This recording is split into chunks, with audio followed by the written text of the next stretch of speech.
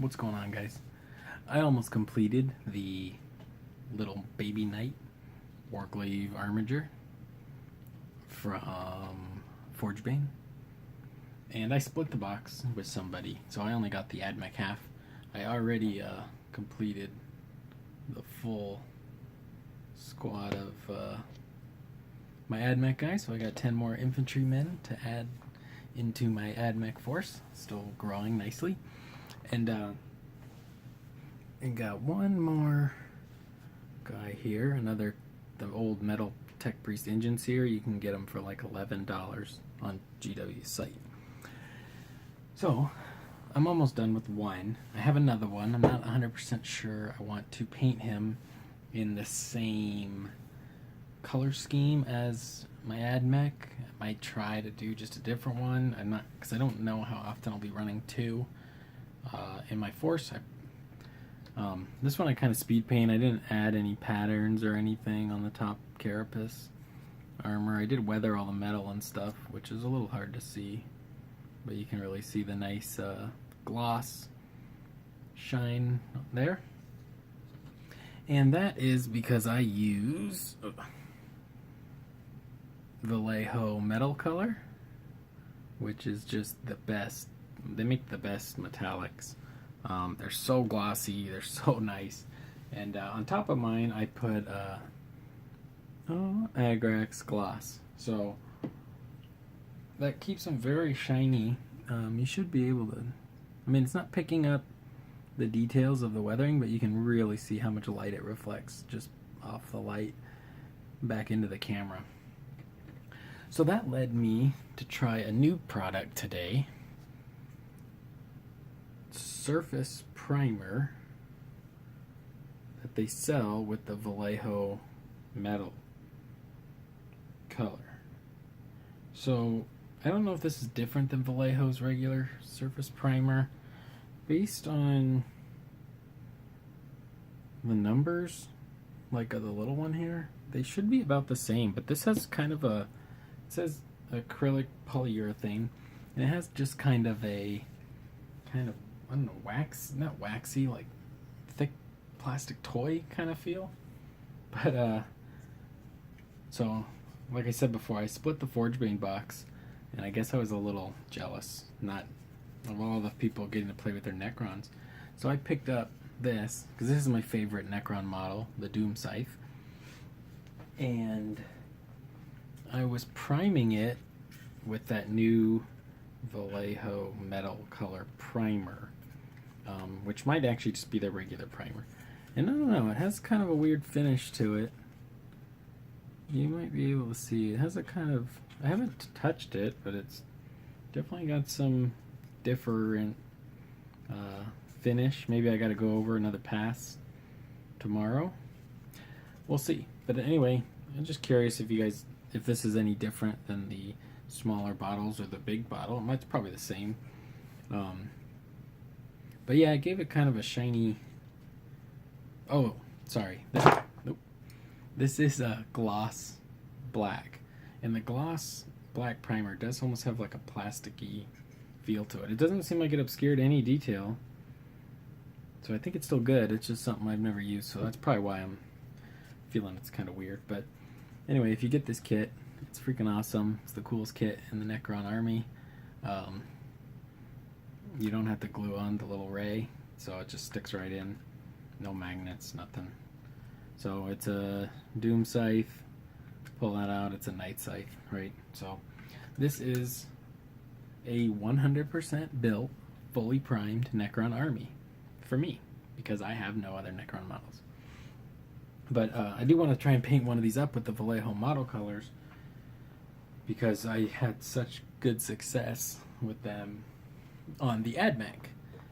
So I would just really want to see like the full-on, super smooth, blasted out Necron flyer in the glossiest of gloss metals, clean as a whistle with some kind of energy lines. It'll be the first time I actually airbrush the metal colors. They are airbrush paints. I do use them as a brush paint because they have incredible coverage. They're super smooth. If you watch Vince Venturella's channel, he loves them too.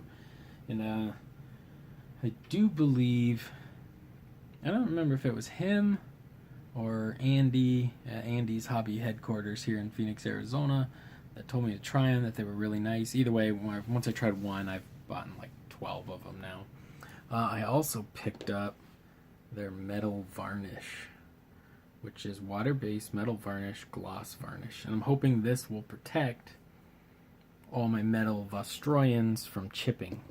And then I'll dull coat them after with like a tester's dull coat. Another product I picked up. Sorry, I should really put these to the side of me. But I picked up about 6 or 7 of these ghost tints. Minotaur ghost tints, fine artist color. They seem like a really, really pigment dense ink. I haven't used them yet on anything, but I am trying to do some pre-shade glazing for kind of speed painting. I think I did show this on my last video, but I got some.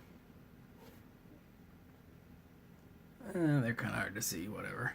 I got some Vostroyans that I have really primed up to be kind of just lit in the front and above, and then underneath and behind is really dark. And if you could see it, it would make more sense, but you can't. So we'll figure that out some other time, or maybe I'll put up a picture on my Instagram. I'm doing the exact same thing on this guy, which you can see better because it's much bigger on camera. But even then, it's really, the camera's just focusing on my face. So, oh well. But anyway, so I've been playing around with inks. We're going to try out those ghost tints. Super, super bright. They're made by Badger, who makes airbrushes. So they're designed to go through airbrushes. So they should be good, I guess. I mean, I'm not planning on airbrushing with them. So I don't know what I'm doing with them. Because I already spent so much time doing a value scale on the models. It would be pretty silly to then just cover it in one color. Because I'm not... The idea was you do a little more time in black and white to create your shadows and highlights, and then you can just glaze, and that will give you your highlights and shadows of each color as you glaze over the underpainting. So I can't just airbrush on the color. It won't make any sense. I also picked up Secret Weapon Pigments Faded Blue. This should help me with basing my Ulthway Eldar. I got some blue Game Air colors. I got ultramarine blue and electric blue. Those are going to be kind of just this color. The sand's going to be kind of like a Mars landscape, but blue instead of red. And I'm going to play with the pigment powders. Also, I will play with the pigment powders on powdered pigment on the Lehman Russes and Tauroxes. I think I showed you this before, but I got an Ulthway tank here. You can really see the red in the engines. I'm going to go back and do that again and change that to blue. The idea being that the metallics are picking up the blue earth kind of around it, or maybe there's still a blue sky even though there's a blue ground.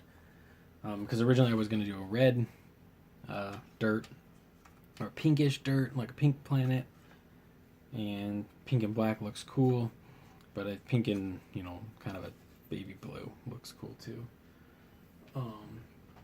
And that's mainly because, I probably sound like a lunatic, but my 1,000 Suns are going to be going on red,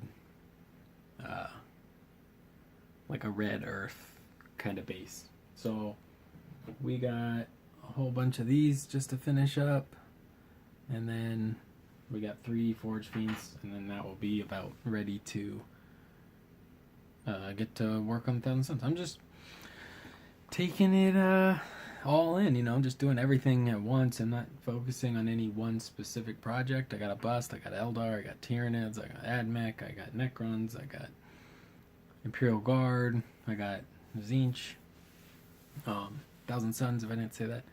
And it doesn't bother me right now. I finished the Admech. I have like 3,000 points to play with, so it's all about just working on anything, and that's a good time. So talk to you in a bit.